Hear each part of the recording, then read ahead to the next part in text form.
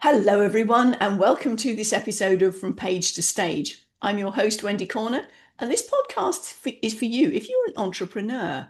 Yes, page and stage come together in entrepreneurship. And you may be going, really? How come?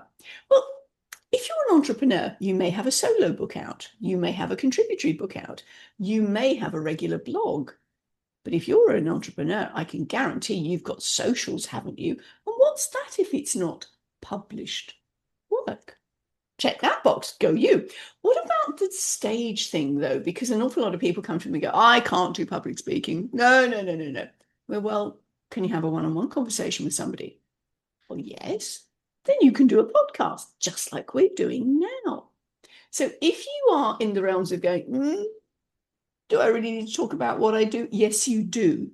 Come and share your wonderful wisdom, your secret sauce on this podcast to other entrepreneurs. Sound like a deal? Get hold of me. Okay, that's the introduction to the podcast. Now, oh, am I happy today? I am really chuffed because I have the joy and pleasure of introducing you to Dr. Mort Orman. And Mort and I have been, as we said before we came on camera, we've been dancing around each other in the networking field for a couple of years now. And this is the chance I've got to talk to Dr. Mort. So I know about this much of him. Mort, over to you. Can you share a bit of who you are and how you got to be in this wonderful position today? Well, sure. First, thanks for having me on your show. It's nice to get to know you as well. We've had a little opportunity to do that. So I've been a medical doctor for over 50 years, internal medicine, and I practiced for 23 years, and then I did a corporate job as a health and wellness medical director. Work with many companies on their health and wellness programs for their employees. So I've been in the health and wellness space, and I also struggled myself as a young doctor. When I went into practice, I had a lot of issues with anger and anxiety and relationship failures, and I was successful professionally. So, I was doing well as a doctor, but inside, I really didn't feel totally successful because I couldn't control my emotions. I couldn't keep my relationships from falling apart, no matter how hard I tried. So I was struggling with these issues that I assume other successful people sometimes deal with. We'd be successful in one area and then not so successful in another, and that was kind of where I was. And it was frustrating and it was demoralizing in a way because I was used to doing well at most things I put my mind to.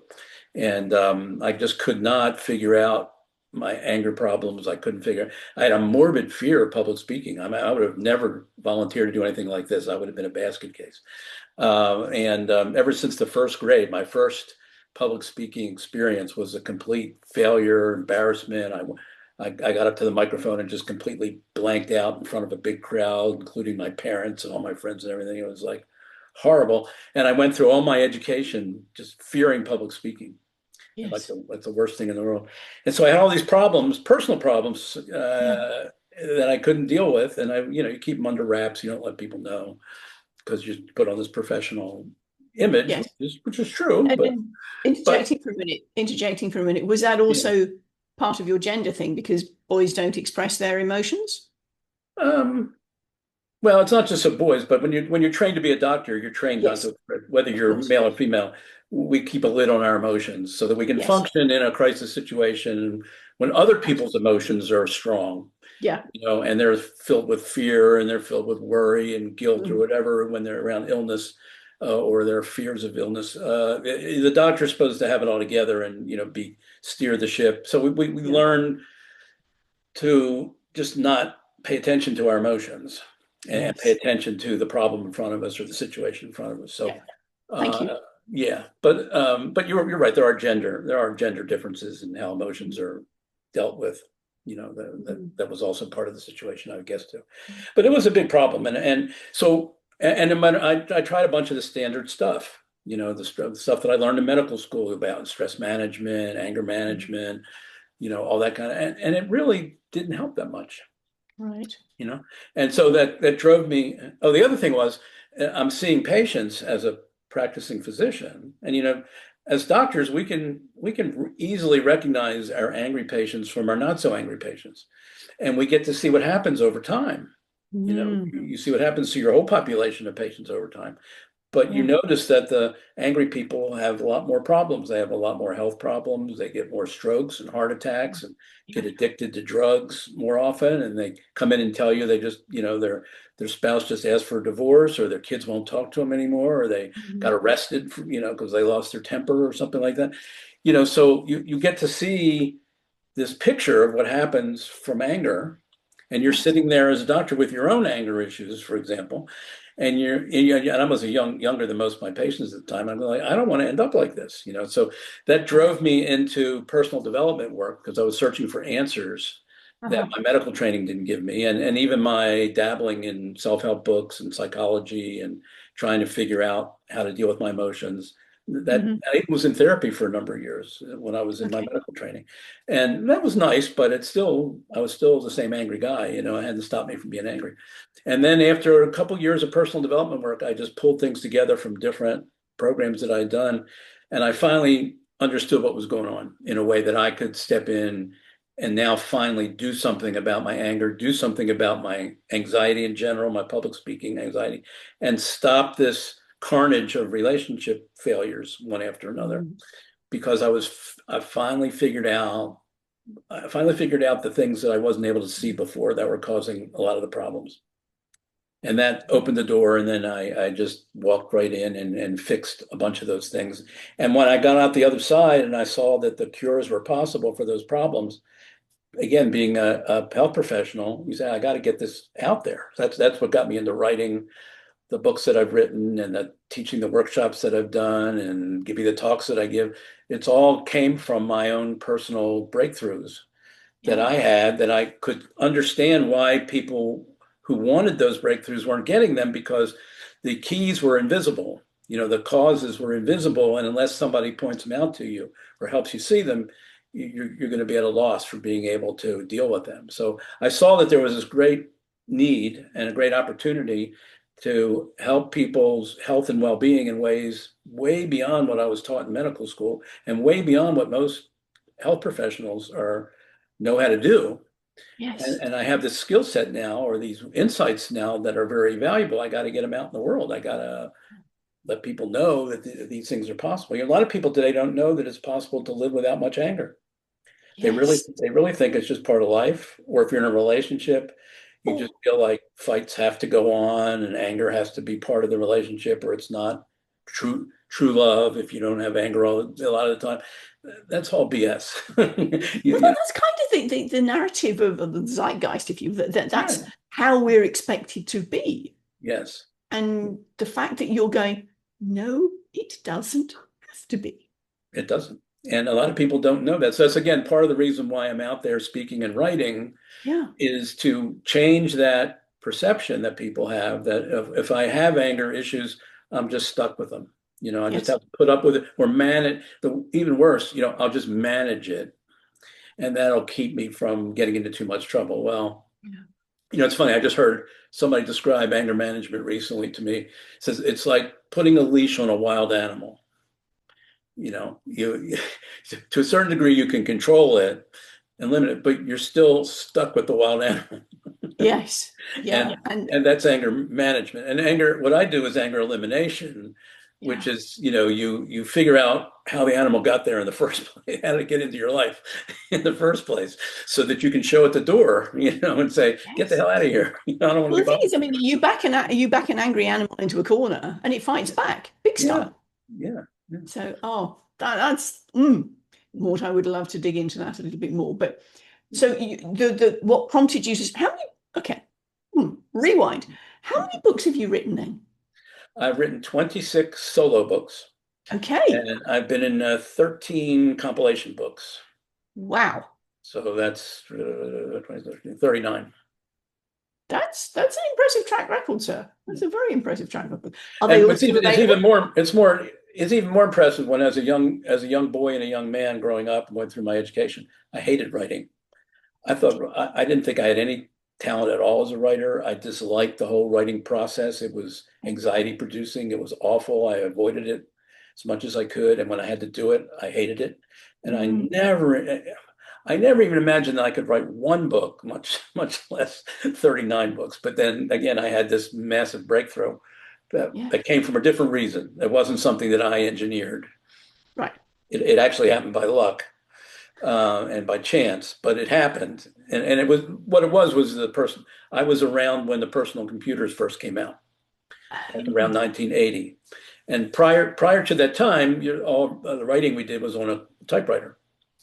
Oh, And yes, of course. Mm. and the typewriters were a pain in the butt, if you made a mistake. So when you approach the process of writing, it was just filled with, for me anyway, it was filled with anxiety because if I made a mistake, it was such an ordeal to do something about it. So I just hated the whole process. But then I started a nonprofit organization back in the early 1980s, and I had a mailing list, and I was sending out newsletters. And the first computers came out, and I said, "Oh, this is great! I can do a mail merge thing, and I can, automate some of this process that I was doing manually." And so I got it. I bought a computer, and I started writing these newsletters on the computer. And I noticed that you could just sit there and just type away, and not have a concern in the world about any errors because you could just go back and fix them whenever you want. You could delete whole sections or move them around, and it just freed up it took all the anxiety out of writing, and I could just sit in front of a keyboard and just let things flow out of me.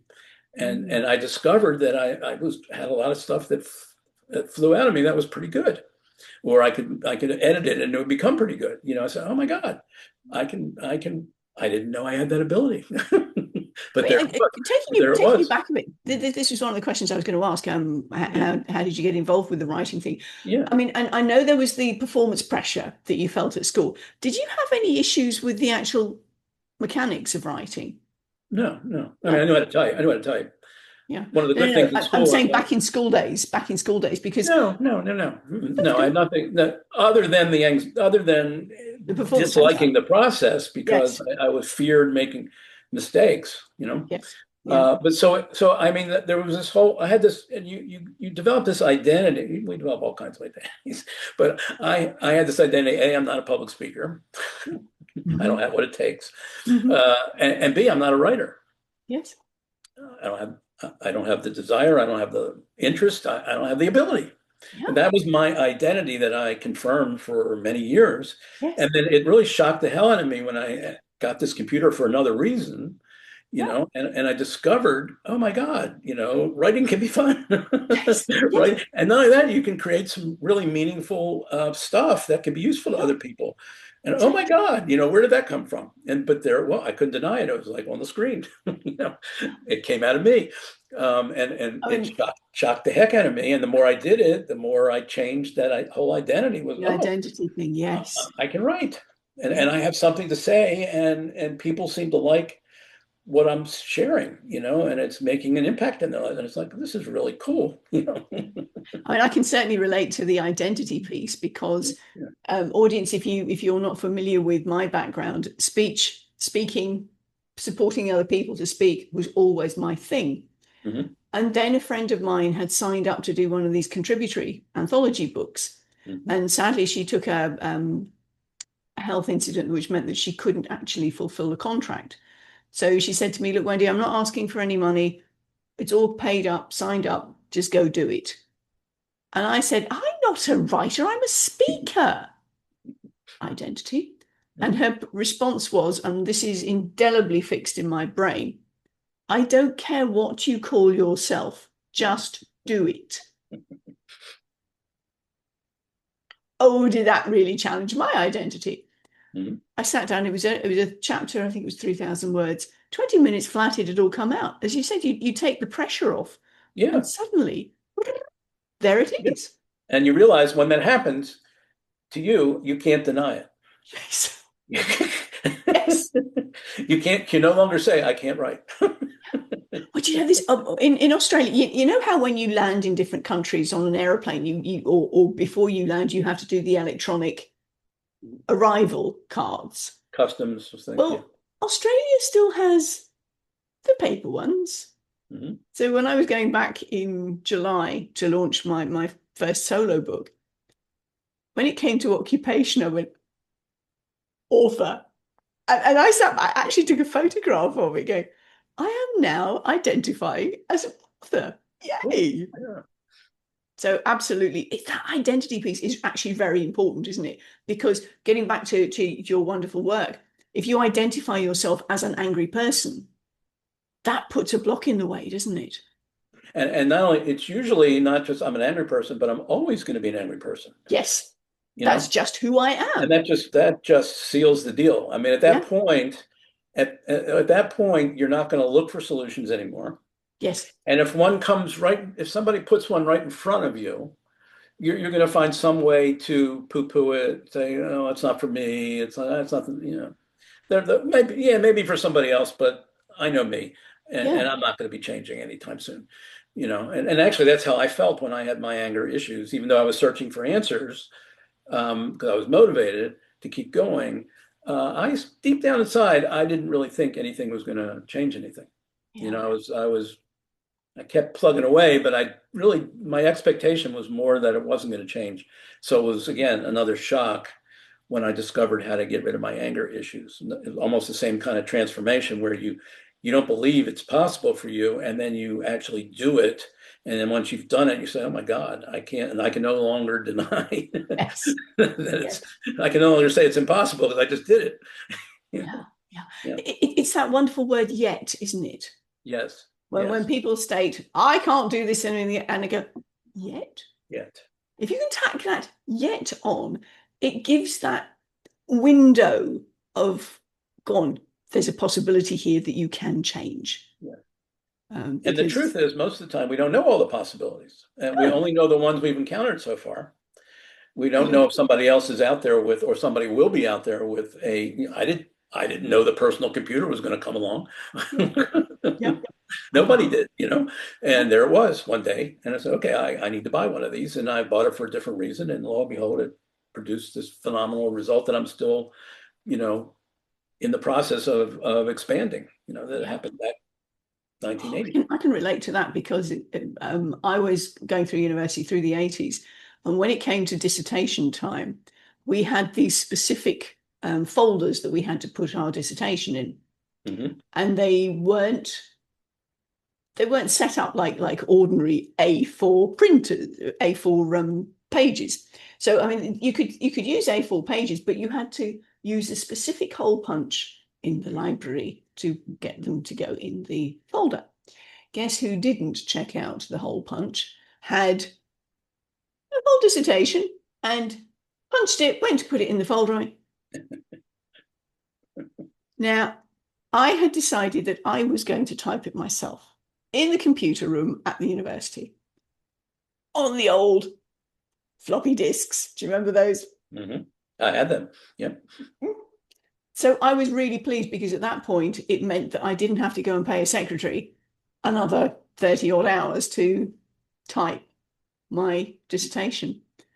But yes, and I was so glad that computers were in by then. I mean, it was an entire room with terminals because that's back in the day. But yes, and before the days of, we were just coming into the cusp of affordable personal computers, but not as a student. Yeah. Okay. So we've talked about what prompted you to start writing. This was your, I've had an epiphany moment, and this needs to get out there. Yes. Yeah. And you then had the logistics to be able to do it. Yes. So Mm-hmm. yeah, beautiful. And you also mentioned that speaking was something that you were going, no, not happy. It's a number of the people that I've interviewed from North America have said that they've had to do presentations as part of their schooling. Mm-hmm. Now, that was nothing, we never had any of that in the UK.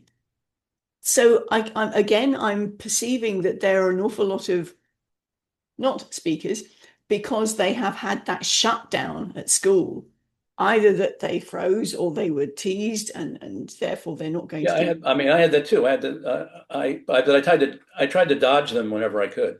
Yeah, I would never volunteer for them. I would try to make excuses to get out of them.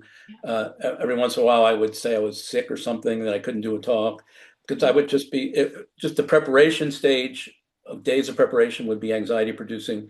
Giving the actual talk, my body was shaking, Mhm. my lips, my mouth would get dry. It'd be hard to speak. I'd be trembling. It was horrible. Yeah. So I would avoid it at all costs. Yes. But at that time, I didn't really understand where the anxiety was coming from. I thought it was public speaking is just inherently anxiety producing.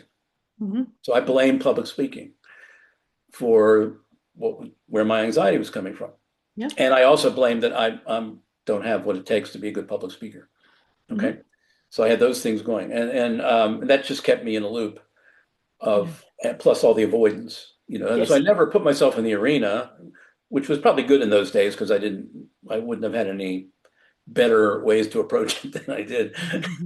But what I finally figured out was, hey, what if it isn't public speaking? What if it's me? What if it's how I'm thinking about public speaking, how I'm approaching public speaking? What Yeah. if that's all screwed up?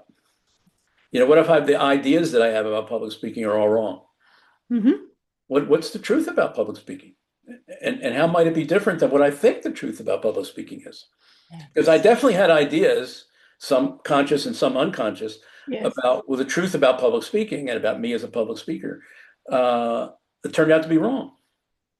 I didn't know it I didn't even know that I had anything to do with it. It was that I was only looking outside. I wasn't looking inside. When I started looking inside and asking the right questions, and then having the courage to stick with it and tell the truth, Yes. deeply, I said, wait a second, I've got this idea that, for example, one of my ideas, the purpose of public speaking is you need to get approval from the audience. To have everybody in the audience like you and like your presentation. And that was my strategy was. Hmm. And because of that, I was like, okay, to do that, I have to give a perfect presentation. I can't make any mistakes. I can't flub any words or anything or look bad in any way. So there's all this pressure that comes from Yeah. that whole mindset Mhm. of the whole purpose of public speaking is to get something from the audience. And as soon as I realized, wait a minute, that's backwards. That's not only is it not true, it's the exact opposite of what's true. The purpose of public speaking is for you as a public speaker to give something to the audience that might be of value to them. And Yes. by the way, not everybody will find it valuable. Not everybody will like it. If you got an audience of 100 people, you're not going to do 100 out of 100. You may, if you do 80 out of 100, that's probably good.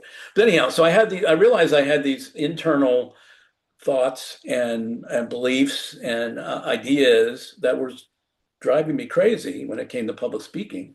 And as soon as I saw that, I said, wait a second, I need to start approaching public speaking in a different way. I need to focus more on what I'm giving the audience and not give a damn about, what I'm getting from them.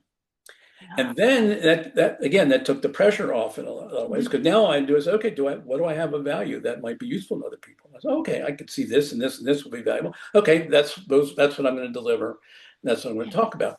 And it didn't happen overnight, but I start to put myself in public speaking situations, wanting to practice these Yeah. new philosophies about what public speaking is all about. And little by little, I got comfortable. I got better. I got less afraid. And now, I've been doing a lot of public speaking over the last 40 years, but public speaking to me now is like relaxing.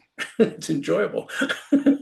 It's When like you come it's off like I'm stage, sitting you on the don't couch. cry. It's like I'm sitting on a couch watching Netflix. I have no anxiety going on. I'm enjoying myself. I'm enjoying being in front of people.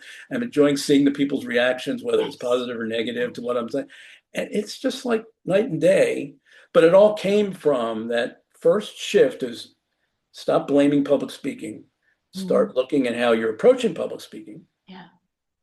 And Found the I've had stories we many tell other breakthroughs ourselves. in my life that came from that same shift. Mm. So, for example, with anger, most of us blame the people we're angry at or the things we're angry about Mhm. as causing Fair our point. anger. It Mm. looks like it's a direct cause effect. Yeah. One causes the other. But that's only because those are the only things we can see. We can't see what our brain is doing. Yes. How our brain is telling us to look at the situation and think about the situation to make us angry. Or in my case, for public speaking, how my brain was telling me to look at public speaking to make me anxious. Yeah. Okay. We don't see that. But those are real causes. Actually, they're more important causes than the behaviors of the people outside of us that Yes. are upsetting us. So The stories we tell ourselves. once I made that shift as, oh, maybe it's not the people that I'm angry at or the things I'm angry at. Maybe it's how my own brain is making me look at it. So how is my brain making me look at it? And then you figure that out, and it turns out to be a very consistent pattern that's always there every time you're angry. It's always the same three filters that your brain is giving you. And once you figure that out, you go like, oh my God, now all the mystery is gone. There's no confusion anymore about why I'm angry. I know exactly why I'm angry now because I'm looking at it this way, and this way. And that's what's making me angry. And then you go, great. Okay, now what can I do with that? Now you go like, okay, well, is my brain telling me the truth? And as soon as you ask that question and start digging in there, you go like, oh, wait a second. You know, if I really think about it, that's not completely true. And my Yes. brain did leave some things out there, or it did, give me a kind of a false perspective on what was going on, or I assumed I knew their motive for why they Yeah. did what they did, and it really pissed me off. But my assumption, was I right to assume that, Yeah. and is that actually why they did what they did? And And is the situation that I'm facing at the moment, is my yeah, reaction to do with the present situation, or am I responding to something and that that's part of actually it too. happened Yeah, in the is past? it what they did? Is it like you say, that's part of the truth telling process? Am Yeah. I reacting because this thing, or is it just triggering me into something that happened when I was 3 years old or 5 years old or whatever the hell, or last week or whatever it was? And you Yeah. start asking those questions, and you realize that your brain is frequently playing tricks on you Yeah. when you're emotional. And it's most people think, well, I can't do anything about being emotional. Well, no, if you understand how your brain's making you emotional, you can question whether it's true or not. And if you find, like I said, there's usually most emotions have like three narratives or three filters or three ways Mhm. your brain's telling you to look at things. And if you find any one of them is faulty, the whole emotion collapses. It's like a three-legged stool. If you Yeah. knock out any one of the legs, the whole thing just sort of Yeah. dissolves in that moment. Okay. Do And you you care can to practice. share I'm sorry, which what? those three? Would you care to share those three filters? Well, yeah, I can, but just knowing what they are is not where the power is. The power is in knowing No, how to exactly. debate them, knowing how to see through them and see what's true or not. But the way our brain makes us angry is it tells us three things. First, to look at any situation that makes you angry, it tells us, look at it as if somebody did something. First thing is somebody did something bad and wrong they shouldn't have done. Somebody or something Yeah. did something bad and wrong shouldn't have done. Number one. Number two, because of that, somebody was hurt or harmed or negatively impacted by the bad and wrong thing. Number three, the person who did the bad and wrong thing was unilaterally or almost totally responsible for doing the bad and wrong thing that caused the hurt and harm. Yeah. That's the formula for creating anger. Yeah. So for example, and it applies to people, if you're working on your computer one day and you did like 2 hours of great work and you're so proud of yourself, and all of a sudden your screen goes blank, you get the blue screen of death. And you forgot to hit save. Yeah, and you think you may have lost everything that you just did, and you feel like you want to just punch the computer, okay, because you're angry at the computer. Why did you get angry at the computer? Because your brain told you to look at that situation. Computer just did something bad, wrong, it shouldn't have done. Computers should not malfunction ever. Okay. Number two, you were possibly hurt or harmed or negatively impacted. You may have lost your work, and you can't continue to work anymore until that gets fixed. And who was responsible for the computer going out on you? It was the computer's fault. Yes. You know, How it's dare funny. it? It's funny. I was teaching somebody these three filters one day, and he said to me, I had that happen to me just the other day. It was amazing. I was working at my computer, and the thing just went blank, and I got so furious with it. And then I realized I had knocked the cord loose, the power cord, and hadn't realized it, and the battery had run out. Yeah. So his brain told him that it was computer's fault. Yes. And when he had a chance to actually think about it and look at it more accurately, and pieces of information he didn't have initially when he got initially reacted in a triggered manner, He was missing that piece of information. Okay. But once he saw that that was part of the equation, he went, oh, I can't blame the computer anymore. It was my own damn fault. Okay, I'm not angry at the computer anymore.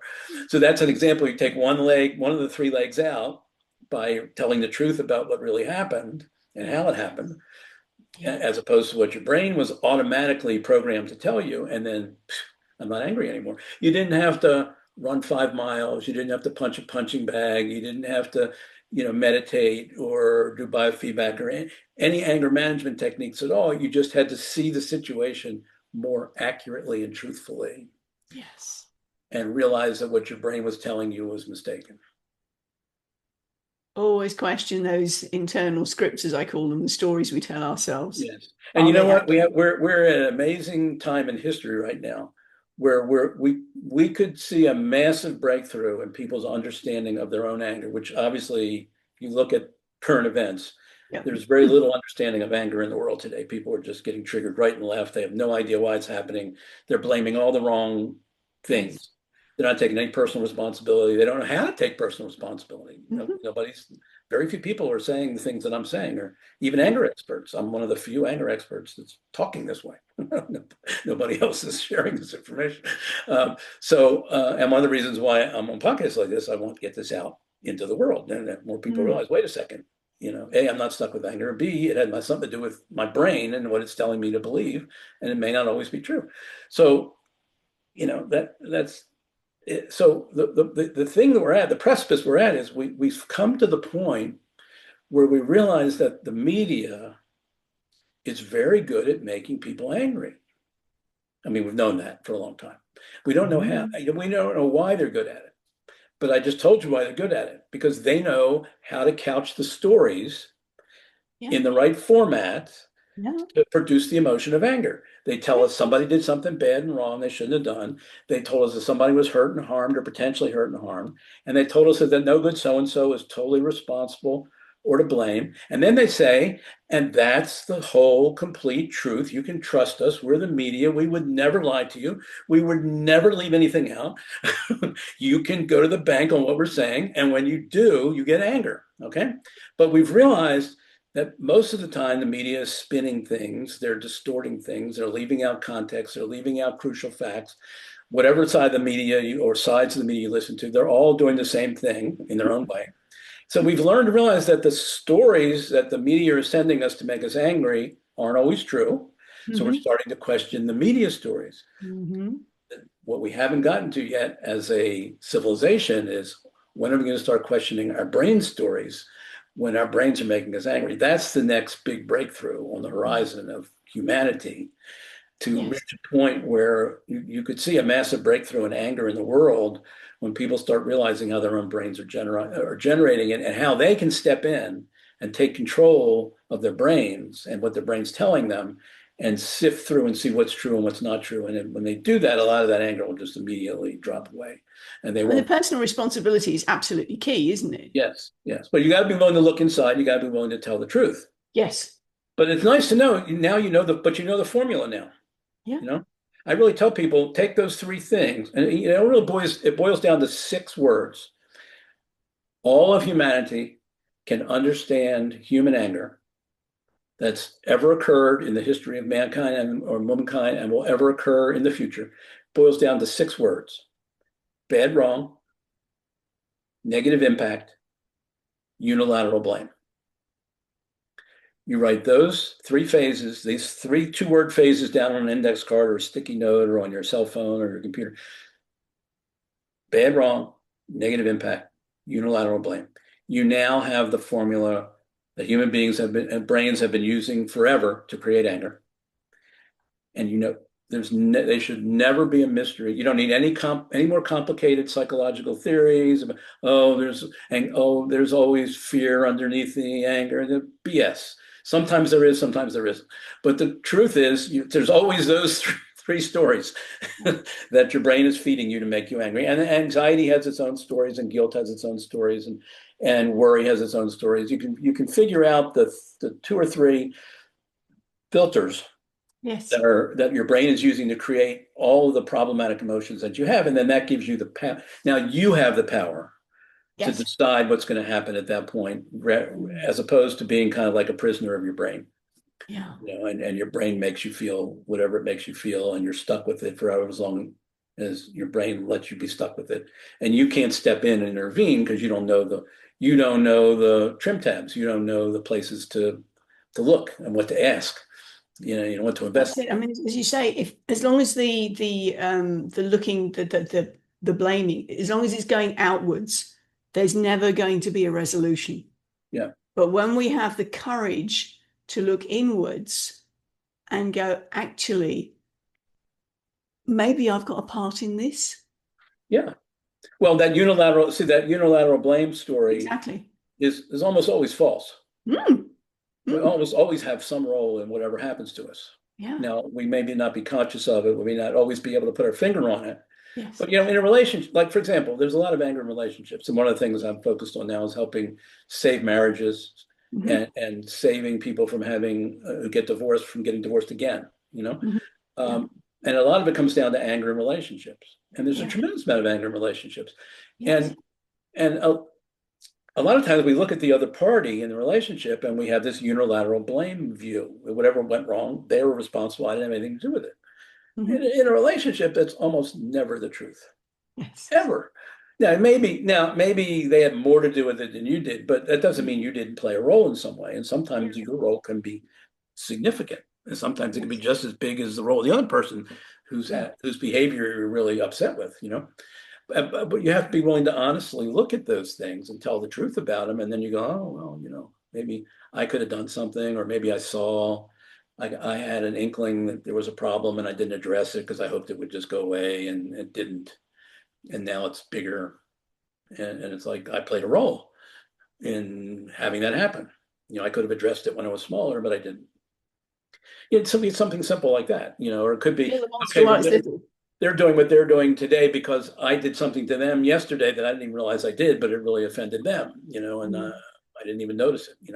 Could be little things like that. Yes, that's all right. You can leave it in. Well, that's the thing, isn't it? I mean, when we take that responsibility to look inside ourselves and we ask, what are the stories we're telling ourselves?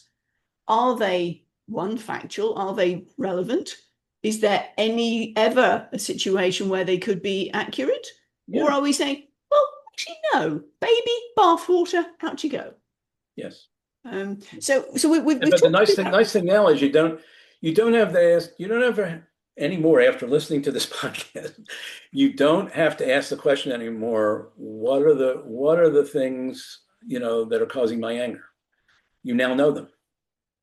Though they will always be there. I've been doing this for 40 years on myself and hundreds and hundreds of people that I've worked with. It's never been the case when anybody was angry they didn't have those three frames of reference. Okay, ever. And if they thought they did, they usually turned out to be wrong. That they were there anyway. They just yes. didn't recognize that that's what was driving their anger. So, I mean, I was working with a gal who had an older brother, and the older brother the parents went away and left her in charge, Mm-hmm. and the older brother was in the house, and he ended up attacking her physically and actually hurting her, Mm-hmm. and she was carrying around a lot of anger towards this episode. Mm-hmm. But when I asked her, "Are you angry at your brother for what he did?" she said, "No." And I said, "Well, it certainly sounds like you're angry at him. You've been telling me the story that you're angry." She said, "Well, yeah, but what happened was instead of seeing him responsible for attacking her, she focused on her role in provoking him. And so she said, "Oh, I can't blame him because I provoked him." So she turned it on herself. Okay. Okay. And then that destroyed the feeling of anger because you got to have all three of those things. But Mm-hmm. the truth is, he was equally responsible as she was for Mm-hmm. bad behavior. And if she'd have looked at that side of it, then she could have been angry at him for choosing to do what he did, which he didn't have to do. So again, it just shows you that when you negate on either side, either of those points of view or perspectives, the emotion will drop away Yes. Yeah. if you do that. So, and we have to worry about when you get angry at yourself. It's the Yes. same three things. I did something I shouldn't have done. I may have hurt or harmed somebody, or I could have hurt myself. Mm-hmm.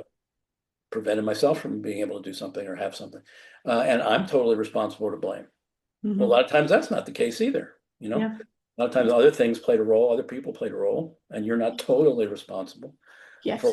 whatever you did. So there's all kinds of ways that these three narratives can be faulty, and we have to really question. But at least people now know, if they're listening here, at least they now know what questions to ask and where to And look. those are very powerful questions, because the more we ask ourselves those questions, we stop and take the time to not just keep going busy, busy, busy, busy, busy, because that's the time when we're avoiding Yes.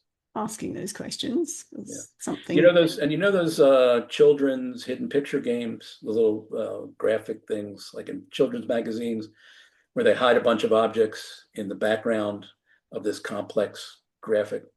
And then they give you at the bottom, they say, find the fireman's hat, find the pitchfork, find the baseball bat. They give you the list of hidden objects, which is very useful.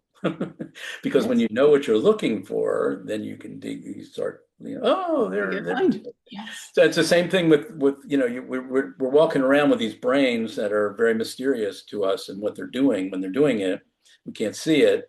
Yeah. And then if somebody says, find this one, this one, this one, you go, oh, there they are. Hidden in There plain they sight. are. Okay, now I know what's going on. Now I can deal with it, because now I've got the roadmap. Yes. I know what's causing the problem or causing the emotion, which Yes. may or may not be a problem depending upon the context. And if it is a problem, and now I know how to dig in and address it. Thank you so much for sharing that, Mort. So we've talked about your writing experience, what prompted you to start writing. Right. We've talked a lot about your speaking. Now you're speaking to other professionals, you're speaking to on conferences, are you keynoting as well? Every once in a while, I don't have like a keynote business, but if someone asks me to, I do. Yes. Yes. Yeah. Because I mean, the reason I'm mentioning this is because all of these are platforms. Yes. All of them require core skills, but they are subtly different. So whether you're appearing on a podcast, whether you're appearing as a keynote speaker, whether you're appearing in breakout rooms, whether you're doing workshops, and you said you do a lot of workshops, is that right? I've done a ton of workshops over the years. Yeah. A lot of them were on stress in general, Yes. which anger and anxiety are one, public speaking fear are one piece of. Yes. So I used to do a lot of stress workshops for a lot of different professionals and non-professionals. Those were always fun. I do some half day, some full day, some multi-day. I mean, I can. There's an endless amount of stuff that you could do. You could spend So many stories to tell. So many stories to tell. Yeah. So what? Excuse me. What is it that you're working on at the moment? Currently, I have an 8-session coaching program around anger in relationships, trying to help people in marriages or who have been divorced. So in marriage, if one or both people in the marriage is dealing with anger issues that they suspect is causing problems, and they want to end those problems so it doesn't destroy their marriage, I can put each of them through an 8-session program that'll teach them how to understand these 3 filters and how to work with them so that they can figure out when their anger is on purpose and when it's faulty in some way.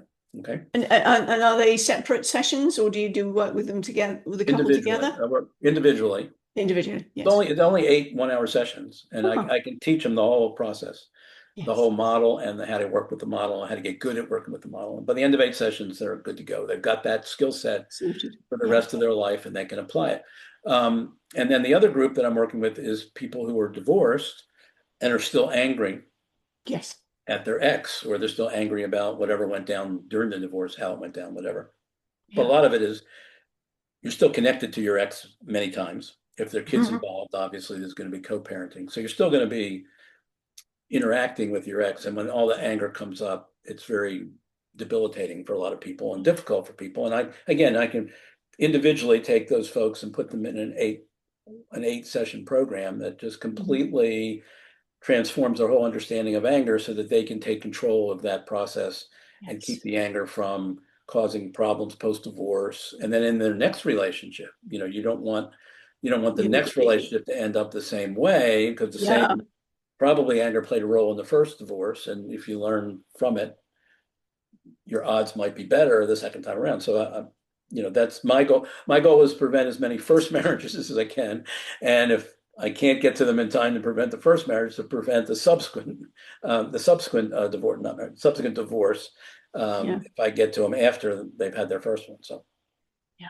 yeah. And I'm going to ask you a bit. We're recording this just before, well, on the start of holidays, silly season, call it what you will. So we're Mhm. recording this at the beginning of December, and actually this podcast will go out before Christmas. Mhm. Do you find there's an increase in the anger situations around the holiday time when people are all together? Maybe they wouldn't normally be. Yes, well, I often speak about holiday stress around this time of year. So it's one of the topics I've talked a lot about. And the patterns, the internal patterns that cause stress during the holidays are exactly the same that cause stress all year long. They're Yes. all the same. All right. But there's more opportunity during the holidays for things to, trigger. Yes. There's just more, there's just the volume of things that you have to do and the competing things and more people out in the world, more traffic, more congestion and shopping. Yeah, like you say, your relatives that you normally avoid during the year, you may not be able to avoid them during the holidays, and then sometimes things get stirred up.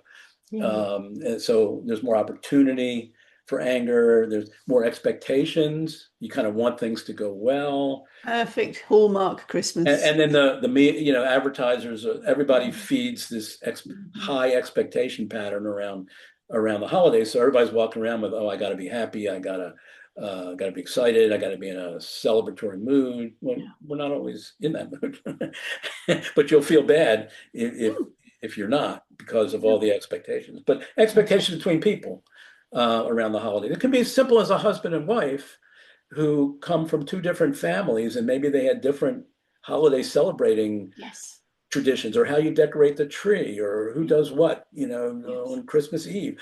You can have all these different expectations that subconsciously, Yeah. that your partner will do whatever it is you used to do or your family used to do. And oftentimes they don't. And then Yes. you get pissed off.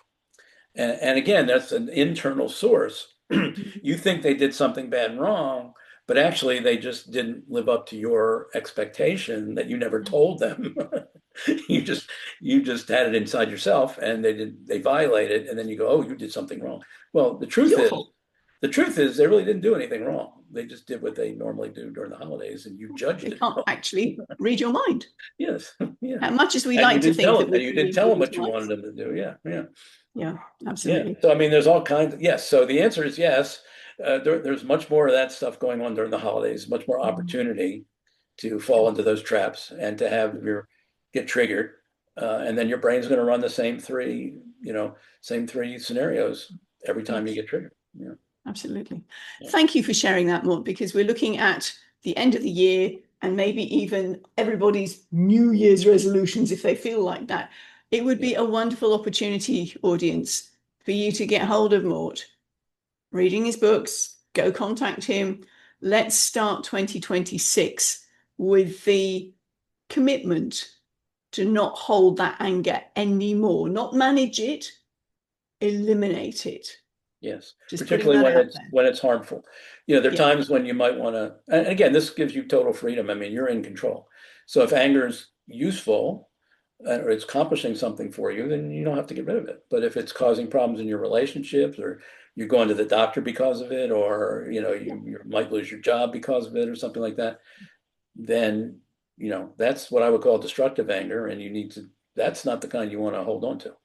Exactly. Exactly. Thank you, Mort. So we've talked about your writing Mhm. process, your speaking career. We've talked about what you're working on. How do you embody your words when you take them from page to stage? Well, I do. I live them. I mean, I live everything that I write. Yeah. I feel obligated. No, it's not I feel obligated. I actually only write it because I lived it. And then, Yes. but once you're out there saying to people, look, this is a possibility, then you got to demonstrate Yeah. what You've you're, got to that walk it's your talk. possible. You got to show them that it's possible. So, you Love know, it. Thank you. it takes a lot today to make me angry. In fact, it's funny. I was in a speaking program, a speakers training program, and it had these multi-day workshops, and Mhm. and so I was at one of these things a couple of years ago, and I was on stage talking, and there was a coach in the audience, and I'm talking about anger and my work, and the coach stopped me and he said, "Wait a second, there's something off here." He says, "You don't look very angry." So can you show us what it was like when you were this angry guy that you talked about, in your 20s and 30s? And I said, okay. And so I tried to work up the anger and I couldn't do it. I had been so removed from it for the last 40 years. I literally could not get back to the place that I was 20, 30 years ago where I could really get angry. I mean, that's how much I've let go of it and practiced letting go of it many, Oh, many. that neural pathway don't no longer exists. Great job. Yeah, I rewired my brain to a large degree where things just don't trigger me like they used to. Yeah. And even if they do, I don't get nearly as angry as I used to. And I know how to turn it off anytime I want to. If it's not Yes. serving me, like within like 10 minutes, I can figure out what's at the bottom of it. And okay, now I know the truth. Okay, that's gone. Yeah. That's no Excellent. longer bothers me. So it's a great, it's a fantastic skill set to Oh, have. And I absolutely. remember I told you all my relationships failed in my up until my mid 30s, and then I figured out how to deal with anger and figure out how to correct some of my other relationship uh, false ideas. And Mhm. then I met my wife. We got married. We've been married for 41 years. Congratulations. And I attribute a lot of that to this, understanding anger the way I explained to you, and using that skill, developing that skill, not just teaching it to others, but using it in my own Yeah. life to heal myself, and heal Yes. my own anger issues. And that's the basis for which I'm out there, representing that I can help other people because I Yeah. helped myself and I've helped a lot of people along the way that other anger experts couldn't help, other health professionals couldn't help because they didn't have this particular framework for understanding where anger comes from. It's so Do, simple, then teach. it's simple that everything else is much more convoluted and complex and can't give people the ability to put their hands on the controls so that they can steer the ship. Yeah. Yeah, Yeah. absolutely. As we're winding up then, Mort, have you got any final words of wisdom for us? You've given us so many nuggets over the last hour. Share Yeah, with us. I think the main thing I'd like people to walk away with is if you're struggling with emotions in your life or in your relationships, you don't have to continue to struggle. There, you can. Firstly, your emotions and relationship problems are not being caused by forces outside of you. They're invisible patterns inside you and your brain that you can learn to identify. And once you see what they are, you can fix them. And then you can get the kind of emotional freedom and relationship success that you're looking for. It's not out of your power of control. It's absolutely totally within your power of control if you just have the right framework to understand it and the right approach for dealing with it, once you understand what's really going on. Oh, thank you. Thank you so much, Mort, for Yeah, coming on and for sharing your from page to yeah, yeah. stage. This is fun. It's Yeah. it's it's no longer terrifying. And there you go. Proof positive that you change your mind about something, Yes, everything follows after that. Love yes, it. Thank you so much, Mort. From us both. Bye yes. from her. Okay.